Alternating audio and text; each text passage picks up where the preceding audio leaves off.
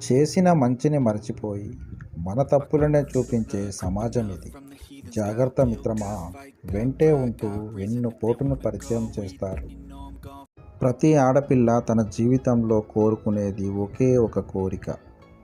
తన చేతిని ఎప్పటికీ వదలని ఒక తోడు, తనే లోకం అనుకునే ఒక బంధం.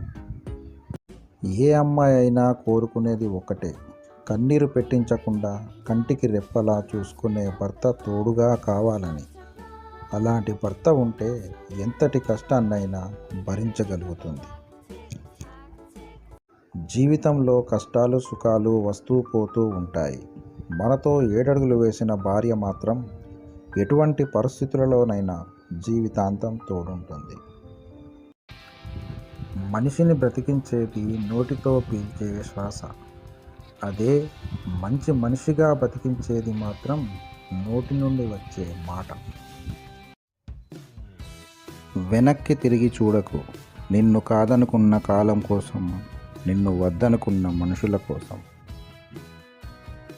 సలహా ఎంతమందినైనా అడుగు, కానీ నిర్ణయం మాత్రం నువ్వే తీసుకో. మనం బ్రతికి ఉండగా మన తల్లిదండ్రులు వీధుల పాలైతే మనం బ్రతికి ఉన్నా చచ్చినట్టే. ఆడపిల్ల పుడితే తల్లి తనకు కూతురు పుట్టింది అనుకుంటుంది, కానీ తండ్రి మాత్రం తన కోసం వాళ్ళ అమ్మే మళ్ళీ పుట్టింది అనుకుంటాడు. ఒక మనిషి నీ ముందు ఎలా ఉంటాడు అన్నది నిజం కాదు, నీ వెనక ఎలా ఉంటాడో అదే నిజం. భార్య చేసే త్యాగాలు ఎవ్వరూ చేయలేరు. భార్య పంచే ప్రేమను ఎవ్వరూ పంచలేరు. భార్య పడే కష్టం ఎవరూ పడలేరు. ఏదీ ఆశించకుండా జీవితాంతం భర్త కోసం బ్రతికేదే భార్య. మనసు బాగోలేదు, నీతో మళ్ళీ మాట్లాడతా అనే బంధం కంటే, మనసు బాగోలేదు, కాసేపు నీతో మాట్లాడతా అనే బంధం నిజమైన బంధం. కొంతమందితో సంబంధాలని కొనసాగించటానికి కొన్నిసార్లు అందులుగా, కొన్నిసార్లు చెవిటిగా, మరికొన్నిసార్లు మూగగా ఉండవలసి వస్తుంది. నీకు నష్టం కలిగించిన వారిపై కక్ష సాధించాలి అనుకుంటే దానివల్ల నీ శక్తి, సమయం వృధా అవుతాయి. వారి కోసం ఆలోచించొద్దు, ఎందుకంటే ఎంతో విలువైన నిన్ను వారు ఎప్పుడో కోల్పోయారు.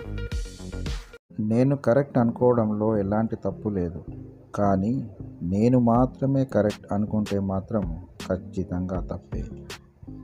మగాడు లేకపోయినా స్త్రీ బతకగలదు. కారణం, స్త్రీకి ఆత్మవిశ్వాసం ఎక్కువ.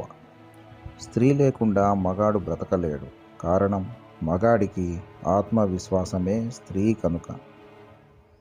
మన జీవితంలో మరపురాని, మళ్ళీ తిరిగి రాని, తీయని, అందమైన, మర్చిపోలేని ఒకే ఒక గతం ఏంటో తెలుసా? అమ్మా నాన్నలతో కలిసి బతికిన రోజులు. కొన్ని కోట్లు ఇచ్చినా రమ్మంటే రాని రోజులవి.